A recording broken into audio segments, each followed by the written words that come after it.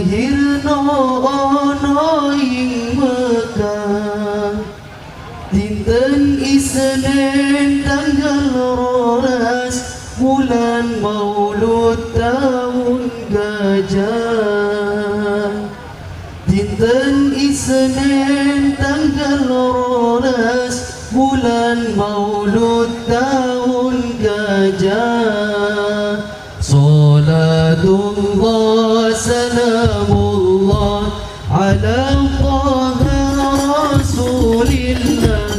Salatullah salamullah ala Yasin Habibillah. Salatullah salamullah ala Yasin Habibillah.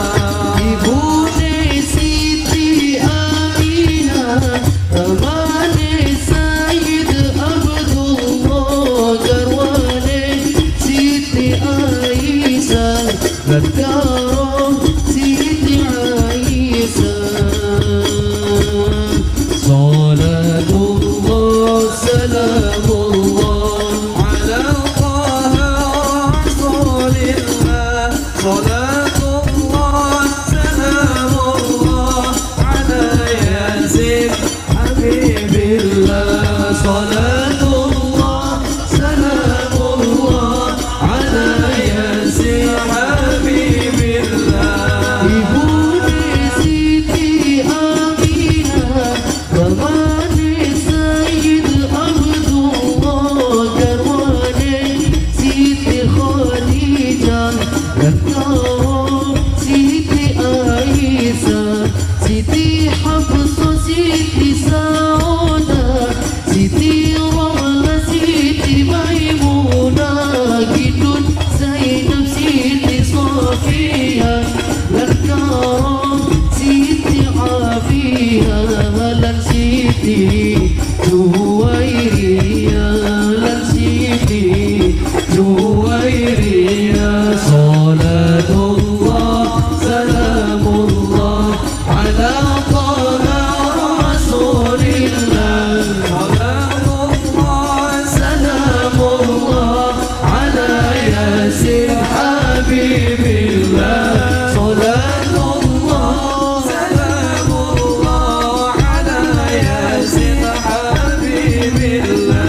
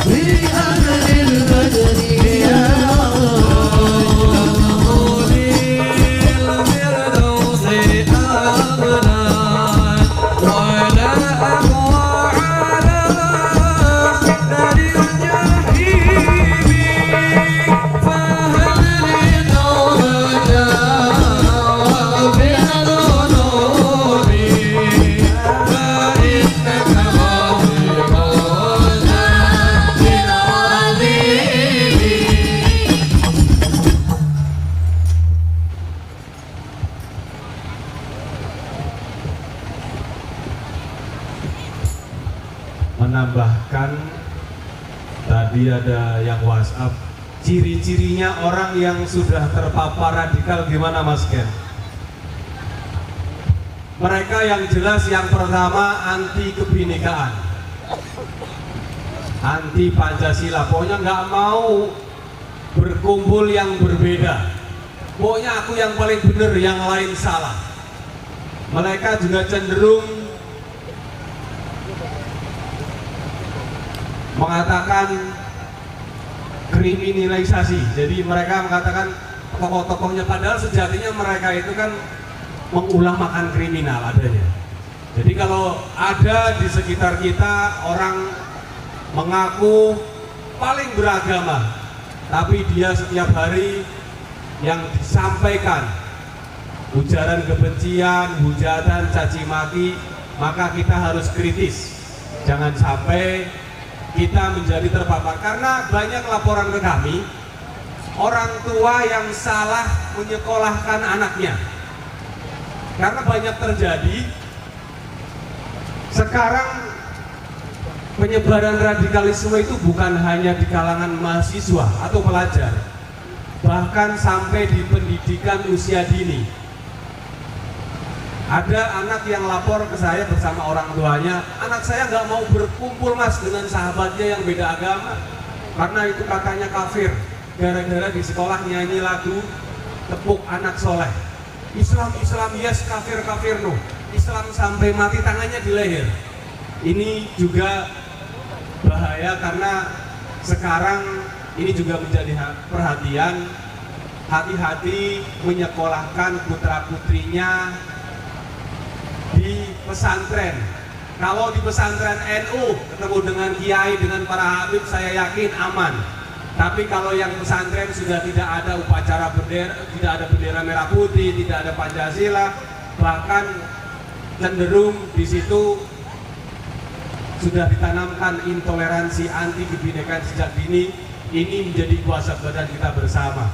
Jadi kita yakin kalau di pesantren mungkin masih aman, tapi percayalah, virus ini bisa menimpa siapa saja, bahkan yang berpendidikan, yang S1, S2 juga bisa terpapar.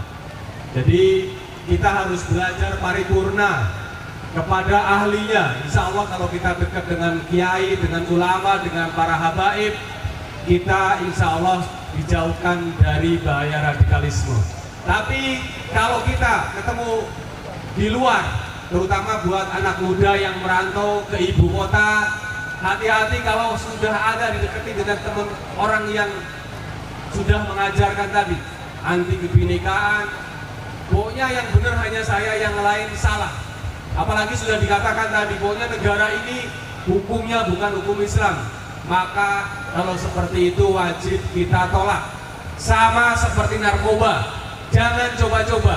Kalau kita coba-coba, kita bisa terpapar ke sana. Kebetulan saya dengan Habib ini aslinya kalau saya di Jawa Tengah Kebumen, dan saya kebetulan beli izin. Saya yang membuat komunitas Republik Habib. Tapi saya sudah 8 tahun tinggal di Bandar Lampung. Jadi kita juga membentengi teman-teman perantau yang ada di ibu kota lewat komunitas. Kita juga ajak mereka ke pengajian-pengajian para habaib supaya kita imun. Karena orang yang sudah divaksin seperti COVID juga tidak ada jaminan kalau dia akan bebas terpapar. Mereka akan berpotensi. Makanya kita juga harus sering-sering dekat dengan para kiai, para habib. Karena kita kalau jauh dari kiai, dari pak ulama, dari para habib, maka hati kita akan menjadi keras. Jadi sekali lagi kita harus kritis terhadap informasi yang kita terima, karena hari ini ancaman dalam genggaman, berita hoax, berita fakta udah beda-beda tipis. Kalau kita nggak kritis, maka kita akan menjadi korban hoax, bahkan menjadi pelaku, karena kadang kita tanpa sadar ikut menyebarkan informasi yang salah. Jadi agama mengajarkan kita menjadi tersenyum.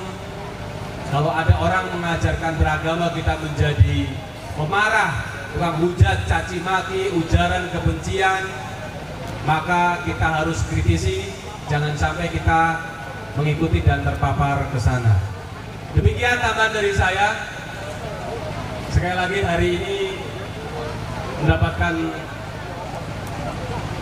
luar biasa kehormatan bisa silaturahmi dengan habaib. Semoga kita semua bisa mendapatkan syafaat Nabi Muhammad Sallallahu Alaihi Wasallam.